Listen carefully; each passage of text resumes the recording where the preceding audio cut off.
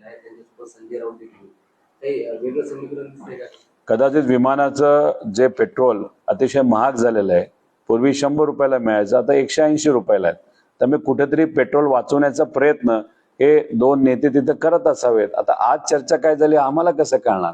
कारण मोदी साहेबांनी सांगितले पैसे कमी वापरा, त्यामुळे एकाच विमानाने जात असताना कुठेतरी पेट्रोल वाचवण्याचा प्रयत्न हा झाला असावा. पण शेवटी प्रवास करत असताना इकडच्या तिकडच्या गोष्टी होत असतील, पण दुसरं काही चर्चा झाली असेल असं मला तरी वाटत नाही. ठाकरे गटाचे आमदार करणाराची चर्चा सुरू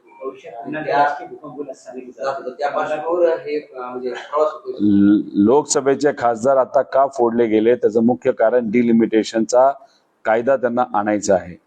खासदारांची मदत त्यांना लागणार आहे, कारण का मोदी साहेबांना परत निवडून यायचं असेल तर त्यांना आहे त्या संख्याबळावर निवडून येता येणार नाही अशी भावना त्यांची झाली. म्हणून 18 ते 19 दिवस अमित शहा साहेब वेस्ट बेंगॉलला जाऊन बसले होते, प्रयत्न करत होते. काही झालं तर सरकार अलिबाग, कारण त्याला टीएमसी फोडायची होती आणि थोडक्यात त्यांचं सरकार तिथं आलं. 3% फरक पडला आणि ते सरकार आल्यानंतर 20 खासदार फोडले, यांचे 6 खासदार फोडले, 26 खासदार झाले. 60 खासदार लागणार आहेत. आमचा एकही खासदार फुटणार नाही आणि दक्षिण भारतातले कुठलेही खासदार त्यांना मदत करणार नाही. त्यामुळे मध्य आणि दक्षिण मदत करणार नाही. एसपी फुटत नाही, कारण एसपीचं वातावरण उत्तर प्रदेशमध्ये अतिशय सुंदर आहे.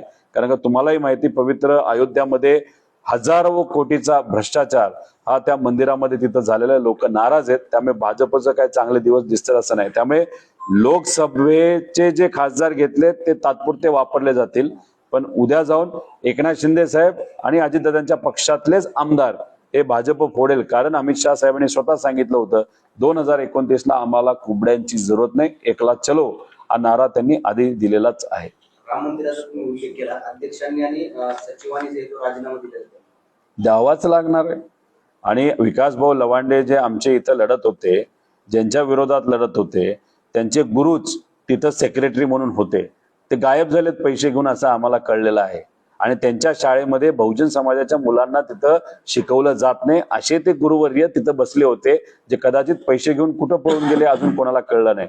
त्यामुळे तिथं खूप मोठ्या प्रमाणात भ्रष्टाचार झालाय. त्यात तुम्ही पैसे दिलेत, आम्ही पैसे माझ्या परिवाराला दिले, सगळ्यांनी दिले.